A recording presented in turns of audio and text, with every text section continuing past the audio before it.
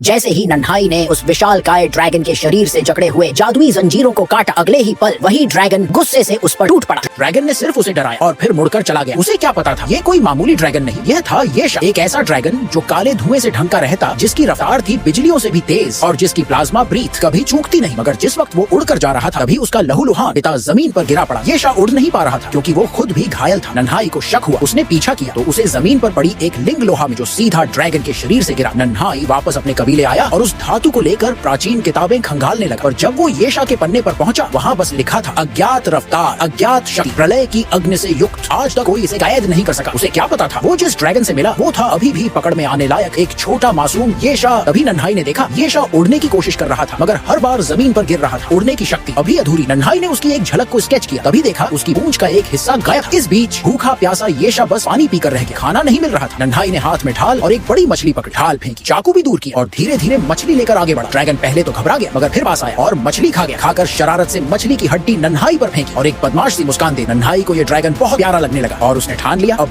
ये मेरा दोस्त बनेगा। धीरे धीरे दोनों में गहरी दोस्ती हो गई। एक दिन नन्हाई जमीन पर कुछ बना रहा था, पीछे से येशा आया, देखा वो खुद की तस्वीर बनी हुई है। तुरंत उसने भी एक लकड़ी उठाई और कुछ बनाने लगा। हालांकि वो स्केच किसी काम का नहीं था मगर नन्हाई फिर भी उस पर हंस पड़ा। एक बार फिर दोनों में खींचता, छेड़छाड़ और हंसी मजाक शुरू हो गया। नन्हाई ने हाथ बढ़ाया और इस बार येशा ने हाथ नहीं झटका। बस यहीं से दोस्ती पक्की हो गई। अब नन्हाई ने उसकी पूंछ के लिए एक मशीन नुमा पूंछ बनाई ताकि वो उड़ सके। ड्रैगन उड़ा मगर संतुलन बिगड़ा और पानी में गिर गया। नन्हाई ने हार नहीं मानी, वो दिन रात नई पूंछ बनाता, जरूरी टेस्ट करता, यहाँ तक कि उसे एक खंभे से बांधकर हवा की दिशा तक जांचता। धीरे धीरे येशा को भी नन्हाई की जरूरत महसूस होने लगी। अब वो सिर्फ ड्रैगन नहीं रहा, वो बन गया नन्हाई का सबसे खास दोस्त। और 2 साल बाद वो दोनों आसमान में साथ करने लगे ऐसे हैरत अंगेज करतब जिन्हें देख सब हैरान रह जाए। यही थी एक इंसान और ड्रैगन की दोस्ती की कहानी जो शुरू हुई डर से और खत्म हुई आसमान पर साथ उड़ने के ख्वाब से।